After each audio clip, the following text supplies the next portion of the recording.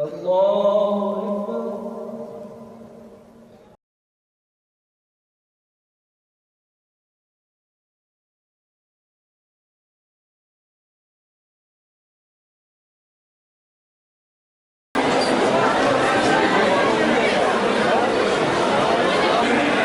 Abi ben şeyde ya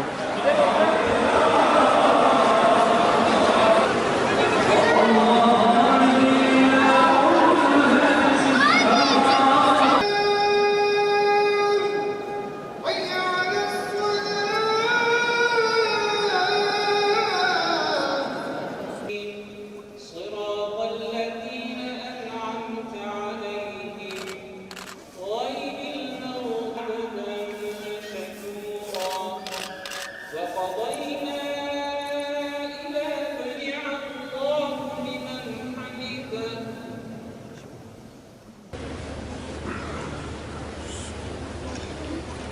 Bismillahirrahmanirrahim. Rabbimiz Celle Celaluhu İsra suresinde Peygamber Efendimiz sallallahu aleyhi ve sellemin miracından bahsediyor. İsra suresi Subhanellezi esra bi abdihi leylen minel mescidil harami ilel mescidil aksallezi barakna havlehu linuriyehu min ayatina İnnehu huves semi'ul basir. Sadakallahu azim. Kulu Muhammed Mustafa sallallahu aleyhi ve sellemi bir gece Mescid-i Haram'dan Mescid-i Aksa'ya götüren ve oradan da göğe yükselten Allah her şeyden münezzehtir. O çokça işiten ve çokça görendir, bilendir. Bu şekilde İsra ve Miraç mucizesinden bahsediyor ayet-i kerime. Peygamber Efendimiz sallallahu aleyhi ve sellemin nübüvvetinin Mekke döneminin sonlarına doğru, yani Medine'ye hicretten yaklaşık 1,5 yıl önce Miraç mucizesi meydana geliyor. Peygamber Efendimiz sallallahu aleyhi ve sellemin sıkıntıda olduğu, Müslümanlara boykotun uygulandığı, Hazreti Hatice validemizi kaybettiği, yine amcası Ebu Talib'i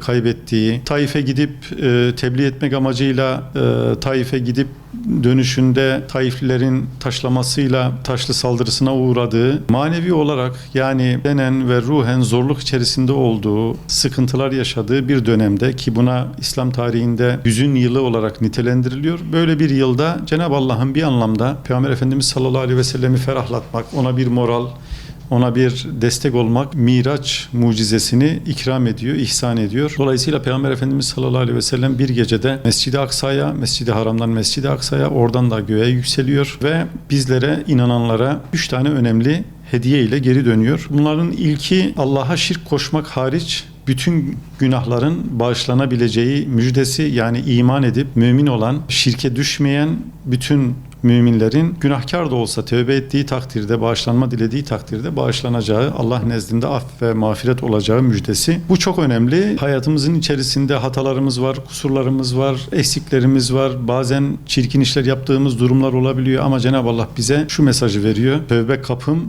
kıyamete kadar açıktır. Ruh bedenini terk etme safhasına gelinceye kadar sekerat-ı mevt diyoruz. Sekerat-ı mevt oluncaya kadar açıktır tevbe kapısı. Ne zaman tevbe ederseniz, ne zaman bana dönerseniz şüphesiz ki ben çokça bağışlayan, çokça mağfiret edenim diye ifade ediyor. Şirke şöyle kısa bir değinirsek, aslında 2 çeşit şirk var. Toplum nezdinde bu çok fazla üzerinde konuşulmuyor veya konuşulduğu zaman bir tarafa anlatılıp bir tarafa anlatılmıyor. Bunu da ifade edelim.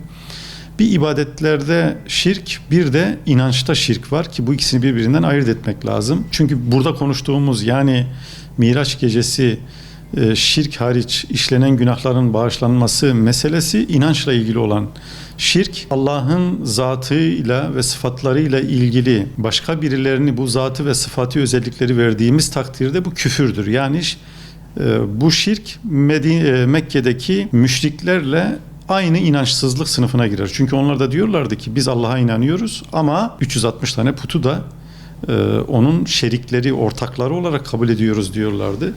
O nedenle inançla ilgili olan şirk kesin ve net, Allah'ın zatıyla alakalı, sıfatlarıyla alakalı başkalarına niteleme. İşte efendim şunlar ölümsüzdür, şunlar işte efendim ezelidir, ebedidir gibi nitelendirmeler bilerek kasten yapıldığı takdirde Cenab-ı Allah'a ortak koşmak, şirk koşmak, inancı kaybetmek anlamına gelir. Ki bu inançla ilgili olan kısmı. Bir de ibadette şirk vardır. İbadette şirk ise kişi yapmış olduğu ibadette niyetini böyle birazcık bozarsa, ihlasını birazcık zedelerse, samimiyetini birazcık düşürürse Bu takdirde ibadetine başka şeyleri katmış oluyor. Bir şeyi katmak anlamında bir ortaklık. Çünkü şirkin kelime anlamı da ortaklık. Bu şekil olan şirk inanca zarar vermese bile uzun vadede tehlikeli, ama birinci konuştuğumuz gibi bunu değerlendiremeyiz. Bir kimse namaz kılsa fakat namaz kılarkenki düşüncesi, ya ben böyle çok süslü namaz kılayım, çok güzel namaz kılayım, insanlar desinler ki bu ne kadar güzel namaz kılıyor. Biraz riyakarlık dediğimiz kısma girdiği takdirde burada aslında Allah'a inanıyor. Cenab-ı Allah'ın zatına, sıfatına yönelik bir kastı yok ama birazcık gösterişe girmiş oluyor. Ya da yapmış olduğu, vermiş olduğu sadakada ya insanlar beni övsünler, beni methetsinler gibi bir şeye girdiği zaman ihlasını bozmuş oluyor, samimiyetini bozmuş oluyor, riyakarlığa girmiş oluyor. İnançla ilgili olan şirkten bahsedemeyiz. Burada Cenab-ı Allah diyor ki benim rızam için yap. Benim rızam için yapmazsan yapmış olduğun ibadete başka birini ortak etmiş olursun. Ben o ibadeti kabul etmem diyor. Yani burada zarar gören bizim yapmış olduğumuz ibadet, vermiş olduğumuz sadaka, kılmış olduğumuz namaz eğer riyakarlık taşırsa onu ifsad ediyor. Ama inancımızı hemen alıp götürmüyor. Tabi uzun vadede hep böyle yaparsak o takdirde inanca da zarar verme ihtimali var. Diğer bir husus, Miraç gecesi ümmeti Muhammed'e Peygamber Efendimiz sallallahu aleyhi ve sellem vasıtasıyla verilen müjdelerden birisi Bakara suresinin son 2 ayet-i kerimesi. Peygamber Efendimiz sallallahu aleyhi ve sellem hadis-i şeriflerinde buyuruyor.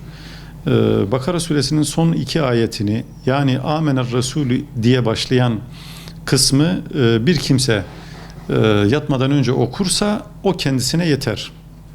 Yani muhafaza etme anlamında, rahmet, bereket anlamında kendisine yeter. Ayrıca bu son 2 ayette bize verilen mesaj da önemli. Orada da ana başlıklarıyla inanç esasları, bunları bilmek, bunları kabul etmek, bunları benimsemek, ondan sonra bütün peygamberleri peygamber olarak görmek, bütün peygamberler bizim nezdimizde Allah'ın Resulleridirler, peygamberleridirler. Böyle inanmak ve son olarak da Allah'a nasıl dua yapılması gerektiği noktasında bize bir mesaj veriyor. Rabbena gfir lena varhamna ente mevlana fensurna alel kavmil kafirin.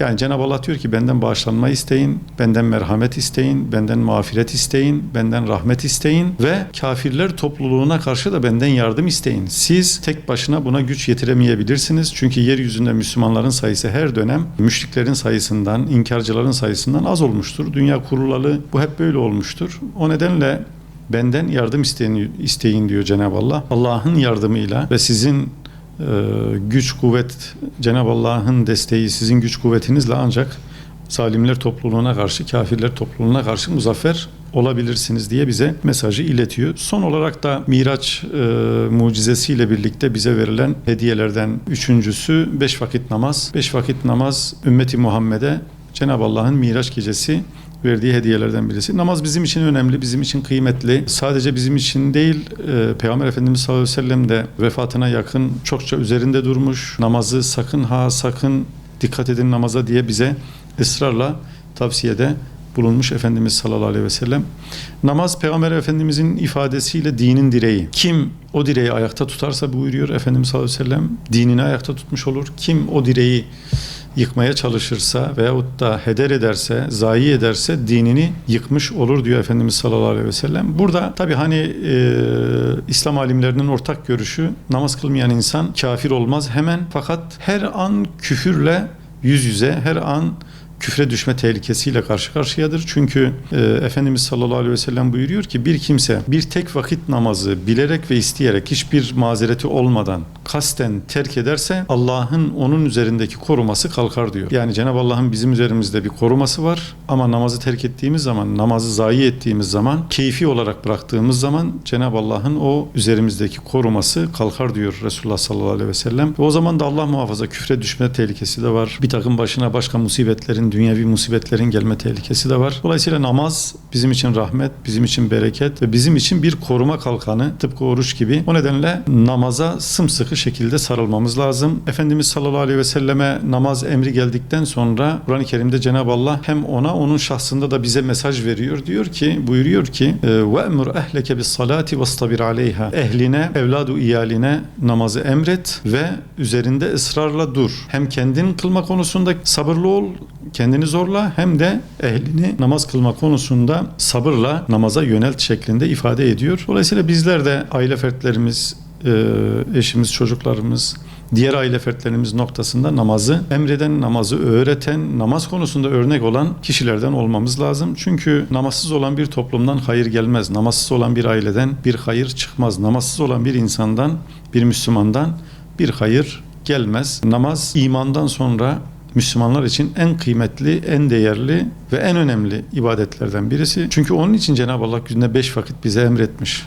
Günde 5 vakit beni hatırlayın, günde 5 vakit bana secde edin. Çünkü hayatın meşguliyetleri, bizim problemlerimiz, sorunlarımız bazı şeyleri unutmaya sebep oluyor. Ama namaz bir hatırlatma, bir uyarıdır. Rabbim namazı dosdoğru kılanlardan eylesin. Son bir cümleyle de Miracın gerçekleştiği mekan bizim için mukaddes bir mekan. Kudüs, Mescid-i Aksa, ilk kıblemiz, aynı zamanda pek çok peygamberin kendisine peygamberlik verildiği mekanlardan birisi ve Mescid-i Aksa da bizim için ümmetin birliğini temsil eden, Müslümanların birliğini temsil eden bir mekan. Dolayısıyla birlik ve beraberlik içerisinde olmak, aramızdaki ihtilafları bir kenara bırakıp asgari müştereklerde bir araya gelmek bizim için çok önemli. Bu olmadığı takdirde Kudüs'ün, Mescid-i Aksa'nın, Filistin'in, Gazze'nin özgürleşmesini beklemek de beyhudedir. Esas olan ümmetin birliği, ümmetin ittihadı. Bu olmadığı sürece de Cenab-ı Allah onun bereketini, rahmetini şüphesiz ki vermeyecektir. Rabbim Celle Celaluhu bu idrak edeceğimiz miracı Kudüs'ün, Filistin'in, Gazze'nin kurtuluşuna vesile eylesin. Allah hepinizden razı olsun. Teşekkür ediyorum.